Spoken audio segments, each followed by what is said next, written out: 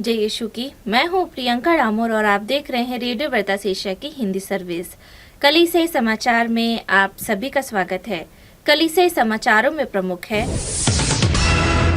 Pope Francis ने German chancellor से मुलाकात की। 30 से अधिक ईसाई और कैथोलिक पुरोहित जेलों में बंद हैं। बेंगलोर कैफे विस्फोट में 8 घायल। सरकार ने स्वीकार किया कि मणिपुर में सांप्रदायिक संघर्ष में 219 मौतें हुई। भारतीय सेना नागा ईसाई गांव से दोस्ती के लिए काम कर रही है।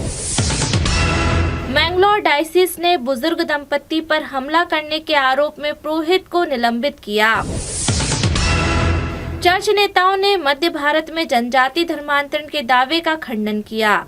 अब जानते समाचार विस्तार से। पोप फ्रांसिस ने जर्मन चांसलर से मुलाकात की। पोप फ्रांसिस ने शनिवार को जर्मन चांसलर ओलाफ स्क्लोस से वाटिकन में मुलाकात की तथा उनके साथ यूक्रेन और मध्य पूर्व में युद्ध एवं शरणार्थी संकट के बारे में बात की। पोप फ्रांसिस ने वाटिकन में जर्मन चांसलर ओलाफ स्क्लोस का स्वागत किया। हालांकि दोनों 2023 की शुरुआत में पोप बेनेडिक्ट 16वें के अंतिम संस्कार में पहले भी मिल चुके हैं।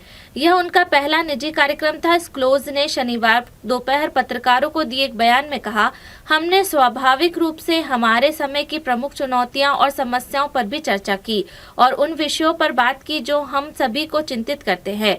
इस युद्ध में पहले ही कई मौतें हो चुकी है और यूक्रेन की स्वतंत्रता के लिए खतरा है।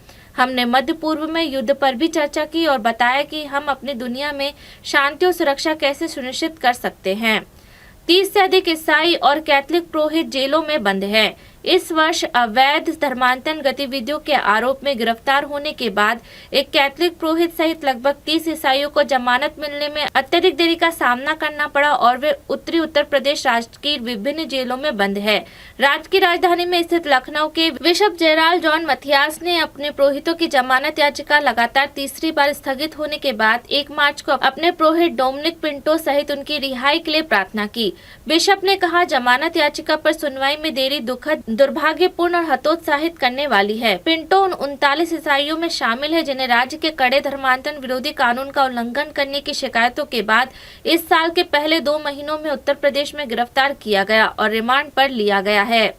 बेंगलोर कैफे विस्फोट में 8 घायल। राज्य के एक अधिकारी ने कहा कि 1 मार्च को देश की तकनीकी राजधानी में एक लोकप्रिय कैफे के अंदर एक तात्कालिक बम फटने से लगभग 8 लोग घायल हो गए। कर्नाटक राज्य के मुख्यमंत्री सिद्धारमैया ने सोशल मीडिया प्लेटफॉर्म पर लिखा, बेंगलोर में एक व्यस्त भोजनालय में दोपहर के समय एक छोटे तात्कालिक विस्फोट उपकरण से विस्फोट हुआ जिसमें दहशत फैल गई। प्रारंभिक जांच से पता चलता है कि विस्फोट कैफे में नाश्ता करने वाले किसी व्यक्ति द्वारा छोड़े गए एक बैग में छिपा हुआ था। उन्होंने कहा, घटना में लगभग 8 लोग घायल हो गए हैं। उन्होंने दोषियों के खिलाफ कड़ी कार्रवाई का वादा किया। सरकार ने स्वीकार किया कि मणिपुर में सांप्रदायिक संघर्ष में 219 मौत हुई। संघर्षग्रस्त मणिपुर में सरकार ने पहली बार स्वीकार किया है कि पूर्वोत्तर राज्य में लगभग 10 महीने पहले हुई जाति हिंसा में 219 लोग मारे गए हैं। राज्यपाल अनुसुईया उइके ने 28 फरवरी को राज्य विधानसभा में अपने संबोधन के दौरान आंकड़ों का खुलासा किया। अधिकांश पीड़ित आदिवासी ईसाई है। उइके ने कहा कि राज्य की पुलिस ने सांप्रदायिक हिंसा के संबंध में करीब 10,000 मामले दर्ज किए हैं और एहतियात और उपाय के तौर पर 1,87,143 लोगों को गिरफ्तार किया है। उइके ने सभा को बताया कि मृत व्यक्तियों के परिवारों को मुआवजा दिया जाएगा और उनके प्रति सहानुभूति व्यक्त की जाएगी। गृह युद्ध प्रभावित म्यांमार की सीमा से लगे मणिपुर में कुकी आदिवासी ईसाई और मैतेई हिंदू समुदाय के बीच पिछले साल 3 मई से अभूतपूर्व हिंसा देखी गई है। भारतीय सेना नागा ईसाई गांव से दोस्ती के लिए काम कर रही है। नागालैंड राज्य के ओटिंग गांव के नागा बैप्टिस्ट ईसाई जो म्यांमार के साथ अंतर्राष्ट्रीय सीमा से ज्यादा दूर नहीं हैं, अब अपने जीवन के सबसे बुरे दौर से बाहर आने की कोशिश कर रहे हैं। उनके गांव में 4 दिसंबर 2021 को दुर्भाग्य और विवाद पैदा हो गया था जब एक असफल सैन्य अभियान में 14 कोयला खदान श्रमिकों को आतंकवादी समझकर मार डाला गया था। जब से सेना ने ग्रामीणों की हत्या की, गुस्साए ग्रामीणों ने संघीय सरकार और सुरक्षा बलों के साथ असहयोग की घोषणा कर दी। हालांकि एक प्रभावशाली स्थानीय निकाय सार्वजनिक संगठन द्वारा भारतीय सुरक्षा बलों के बहिष्कार के आह्वान को 4 महीने बाद अप्रैल 2022 में वापस ले लिया गया, जो कि समझौते के प्रयासों का संकेत था। एक 68 वर्षीय निवासी कहते हैं, गुस्सा अभी भी है, लेकिन हमने आगे बढ़ने का फैसला किया है। मैं आगंतुकों और अपने ग्रामीणों से भी कहता हूं कि बुरे दौर को भूल जाना अच्छा है। मैंगलोर डायसिस ने बुजुर्ग दंपति पर हमला करने के आरोप में पुरोहित को निलंबित किया।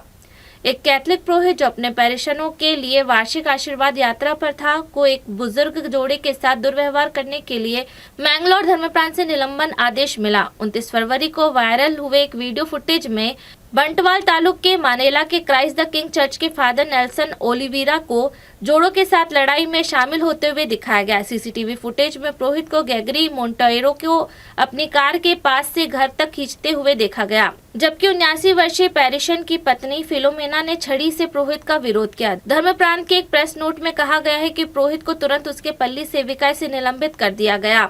चर्च के नेता ने मध्य भारत में जनजाति धर्मांतरण के दावे का खंडन किया। छत्तीसगढ़ राज्य के चर्च नेताओं ने हिंदू समर्थन प्रकाशन के इस दावे का खंडन किया है कि 25 आदिवासी लोग ईसाई धर्म में परिवर्तित हो गए। प्रभावशाली हिंदू समूह राष्ट्रीय स्वयंसेवक संघ का मुख्य पत्र माने जाने वाले ऑर्गेनाइजर वीकली ने 29 फरवरी को बताया, राज्य के बेमतरा जिले के 25 सदस्यों वाले 5 परिवारों ने ईसाई धर्म अपना लिया। रायगढ़ के बिशप पॉल टोपो जो क्षेत्र में रहते हैं ने कहा कि राष्ट्रीय चुनावों से पहले हिंदू समूह की यह एक राजनीतिक रणनीति है।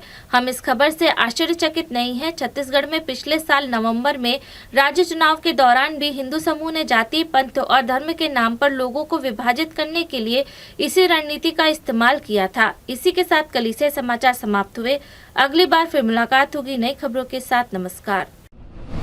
रेडियो वेरितास एशिया आपके लिए लेकर आए हैं RBA mobile app. RBA mobile app पर हमारे विभिन्न प्रकार के कार्यक्रमों का लाभ लें, हमसे जुड़े और एशियाई ईसाईयत की आवाज का हिस्सा बने। आज ही ऐप स्टोर एवं प्ले स्टोर से आरबीए मोबाइल ऐप डाउनलोड करें।